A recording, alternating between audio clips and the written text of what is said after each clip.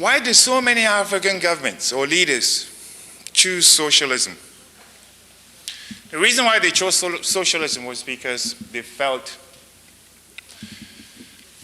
colonialism and capitalism were the same. In fact, Lenin said capitalism was the extension of colonialism and imperialism. So when we gained our independence, African leaders didn't want to have anything to do with capitalism. It was exploitative. We wanted socialism because socialism was what we needed to fight the imperialists. Now, this is what Nkrumah of Ghana said. And also, Nyerere of Tanzania said, well, capitalism encourages individual acquisitiveness and competition. We don't want that. We want social justice. So we want socialism. So a lot of African leaders adopted socialism as an ideology. And by that ideology, socialism meant state participation in the economy. As a matter of fact, Nkrumah of Ghana said that under socialism, state participation in the economy was to be taken to a point of complete ownership of the economy by the government. Very, very, very frightening. And accordingly, Nkrumah nationalized all foreign companies, set up state enterprises, imposed price controls, gagged the press. Anybody who spoke out against Nkrumah was locked up. At the time of independence, Ghana's per capita income was $200 per head. And Ghana also had a respectable foreign exchange reserves of 400 million. 3 years into Nkrumah's socialist experiment, Ghana was bankrupt and borrowing money. Now, when Nkrumah was overthrown in 1966, Ghana had a foreign debt of about $1 billion with nothing to show for. We had all these state enterprises, but they were so hopelessly inefficient that in 1983, for example, about 20% of those state enterprises were producing using 40% of their capacity, industrial capacity. The rest was just, making losses upon losses upon losses. We had, a Black Star Line shipping agency. And it had so much redundant staff that in 1984, about 284 of them were paid for 3 years to stay home. It was not only in Ghana that you had all these state enterprises, Tanzania, Somalia. Somalia, for example, under socialism, state enterprises, Somalia built a plant to box bananas. But the amount of bananas the plant needed to break even exceeded the entire national output of bananas. A lot of the industries that were acquired under state ownership and also under state socialism were so haphazardly acquired that they were inefficient and very, very poorly designed. Ghana also built a state sugar factory. It took 3 years to complete that factory in 1979. And when it was completed, that factory laid idle for a year because somebody forgot to install a water supply system.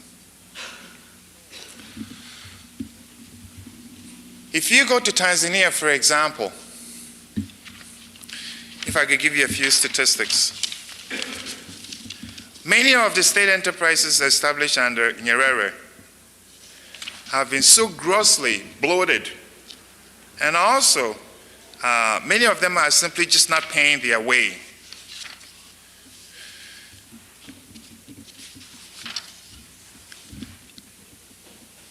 Besides state enterprises, African governments also set up state farms to produce food for their people.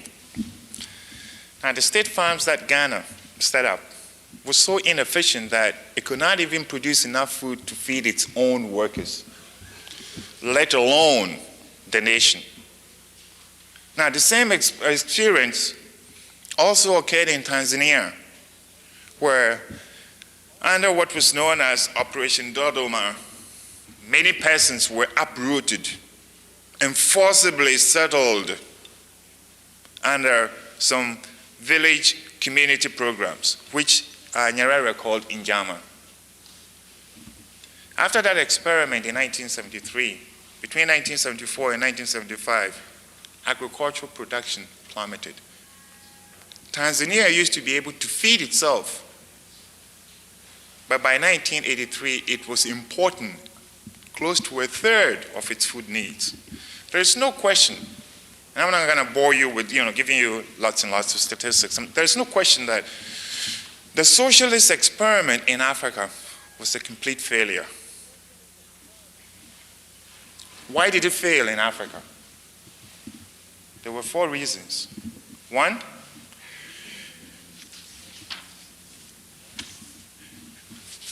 socialism created a very huge and unwieldy state bureaucracy. And that bureaucracy was characterized by waste, inefficiency, and mismanagement.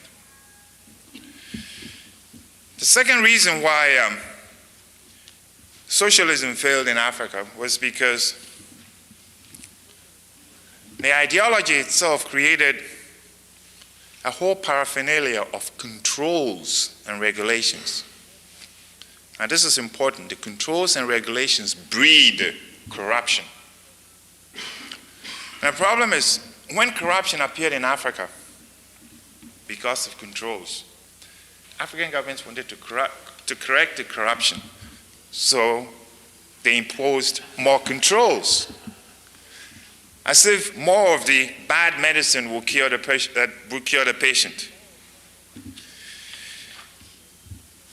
The third reason why socialism failed in Africa was because it resulted in an extreme concentration of powers in the hands of a tiny minority, as the ruling elites.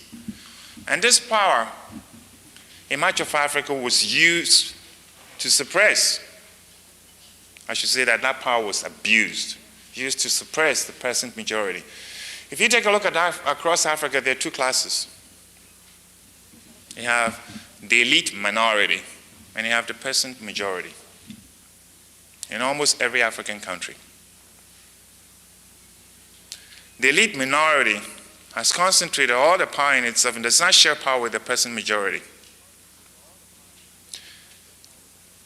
Now, there are 41 black African countries, and only 2 of them allow the peasant majority the right to vote. Many of these African leaders calling upon South Africa to give blacks the right to vote, which they should have, nobody questions that, themselves do not allow their own black African people the right to choose and vote for their leaders.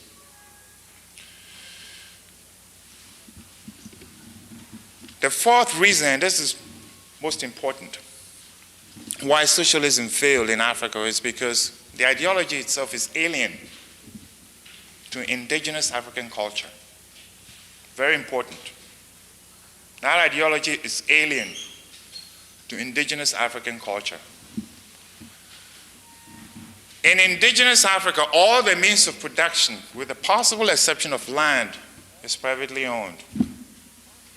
The fishing canoes, the nets, the huts, the bows and arrows, they are owned by peasants. They are not owned by their chiefs. The peasants go about their economic activities on their own initiative, not at the behest of their chiefs.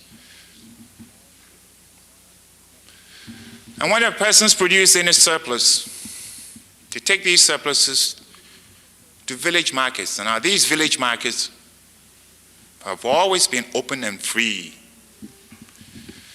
The chiefs do not impose price controls on their peasants. And when the peasants make any profit, it's theirs to keep, not for the chief to expropriate. There were free markets in Africa before the white man set foot on the continent. And there was free trade on the continent before the European colonialists arrived. Before the explorers arrived in Africa, there were free trade routes crisscrossing. In fact, Africa was there was a dense web of trade routes crisscrossing the continent. The most notable ones were those crossing the Sahara. And you have, trans-Saharan trade. These trade routes were in existence as far back as the 9th century. Africa was, quote unquote, discovered in the 16th century.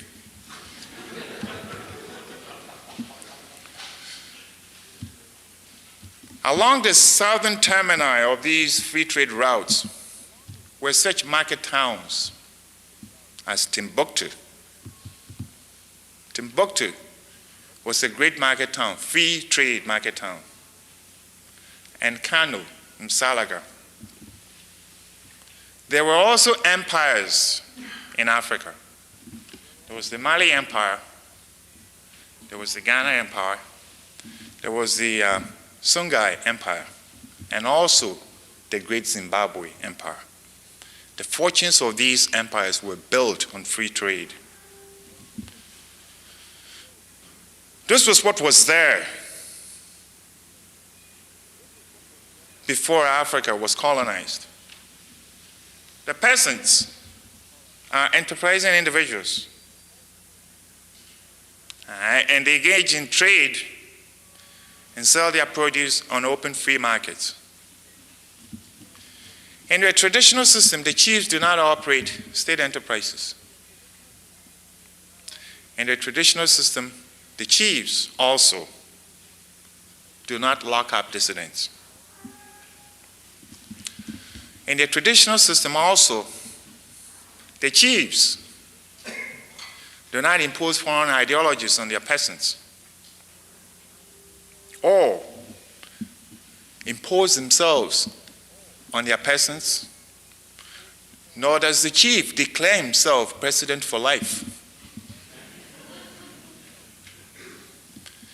The chiefs are appointed. They do not appoint themselves. That's the difference. And when a chief does not rule according to the will of the people, he is thrown out. In the indigenous system of government, there was participatory democracy.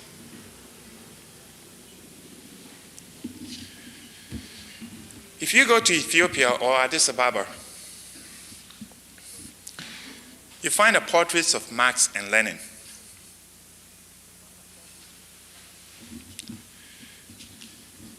It says a lot. And this is what it says. Now, here we are, black Africans. In the 60s, we said we did not want the white colonialist.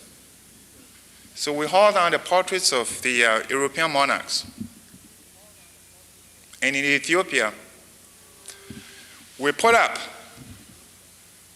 the portraits of another set of white aliens.